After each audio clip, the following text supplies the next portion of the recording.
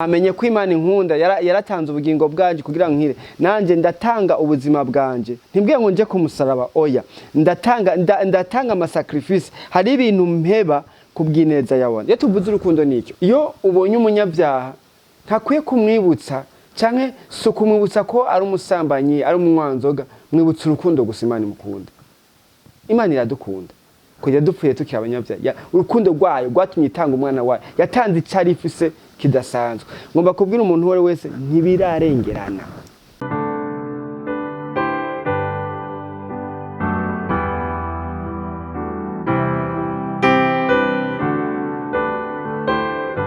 Shalom shalom turabaramukije turanezerewe no kubana namwe kuba kuri muri iki kiganiro tugiye kuganira ijambo ry'Imana ariko banje gushimira Imana shimira n'abadutumiye ariko reka tubanze dufate akanya ko gushima kugira ngo twehereze Imana. Data uri mu ijuru turagushimiye kubw'urukundo rwawe n'imbabazi zawe, turagushimiye ko uri Imana nziza kandi uri Imana ikomeye. Turaguhaye kaze na karibu uno mwanya n'isa utugire neza. Ndasengera umuntu wese Mana aza kumva iri jambo Muhemu wawe yera amugenderere kandi amukomeze mu izina rya Yesu Kristo, amen.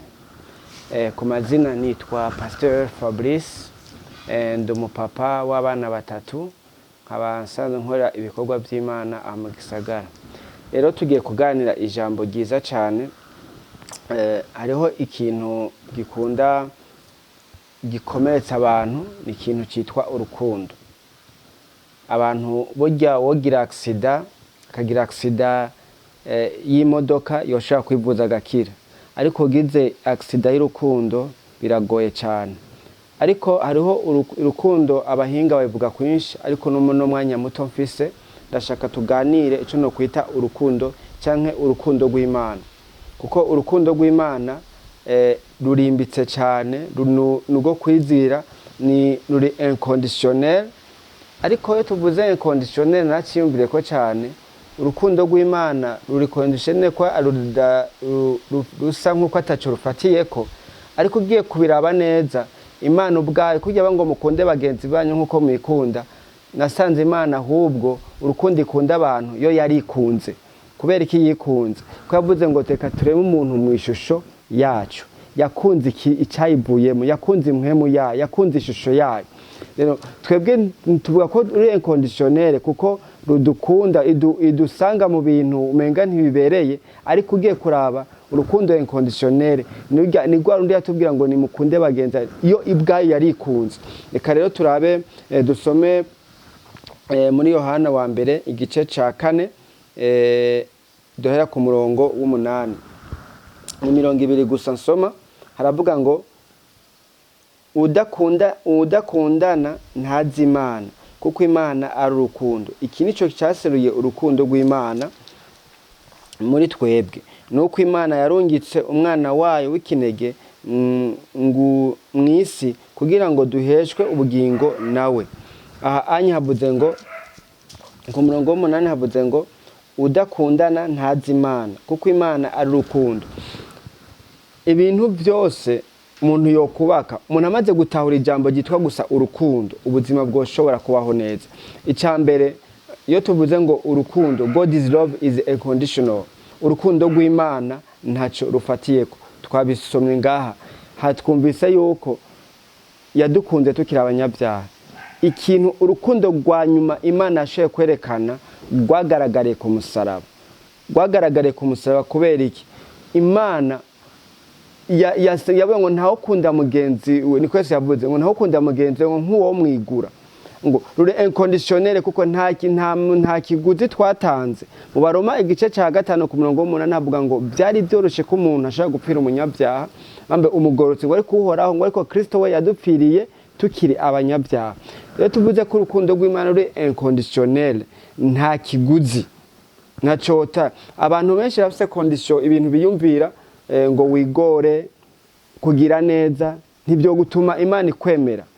ni byiza ni byamwa ariko sibyo byotuma sibyo byoshitura Imana. Rero ngomba ko tuganira icambe nuko urukundo rw'Imana ntacyo rufatira ko rwadukunze turi abanyabyaha iraza iratwigura. Icya kabiri, urukundo rw'Imana, God's love is sacrificial. Urukundo rw'Imana rugaragara ni kimazi rwaritanze. Ugiye gusoma muri Yohana igice cya 3 ku murongo wa 16 haravuga ngo kuko urukundo Imana akunze abari mu isi ariko rwatanze umwana wayo w'ikinege kugira ngo umwizera wese ntazapfe rubi. Ni sacrifice kuko nta yindi nzira nimwe yari ihari, kuko yari clair, Imana yari clair. Urukundo ubucamanza bw'Imana bwavuga ngo umunyabyaha akwiye gupfa, kandi umunyabyaha no kuvuga ngo umunyabyaha nawe yari umuntu.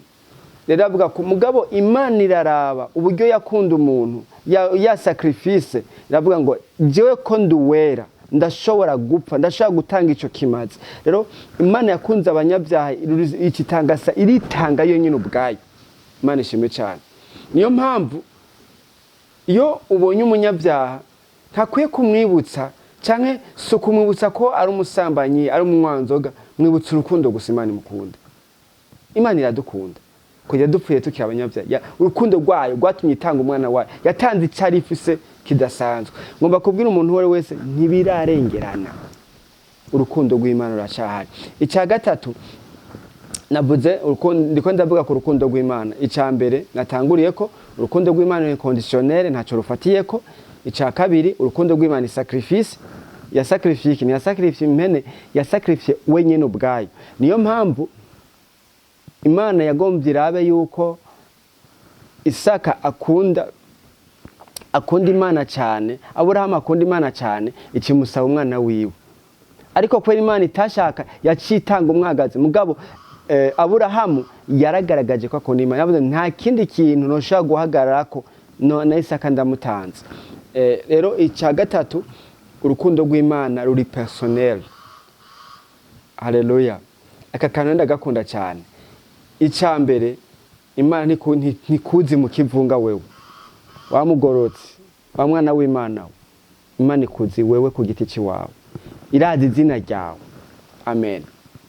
Imana irazi izina ryawe, Imana irazi sirago zawe za misi yose, irazi ibibazo uri kuracamo. Hari aho jene hora nibaza ati mbasha birashika umuntu agaca mu bibazo akiyumvira ko Imana itabibona.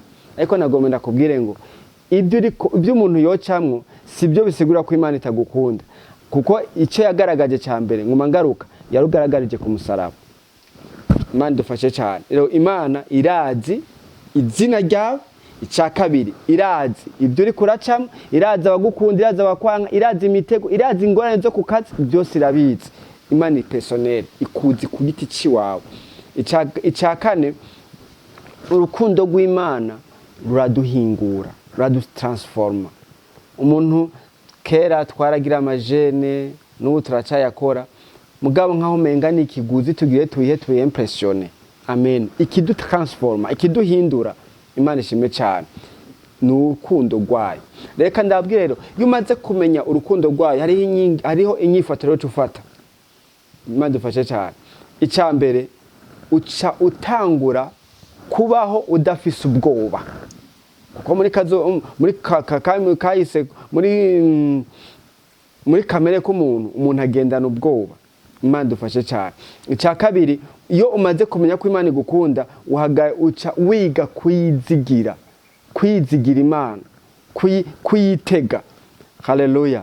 Icya kane, ndiko ndavuga muri ko ikuzi mu izina ryawe uca utangura gukunda abandi. Aha rero n'uce tuza muri rya jambo muri Yohana wa mbere igice cya 3 ku murongo wa 16 kivuga ngo iki nico kitumenyesha urukundo, nuko yatanze ubugingo bwiwe ku bwacu, natwe dukwiye gutanga ubugingo bwacu ku bwa bene data.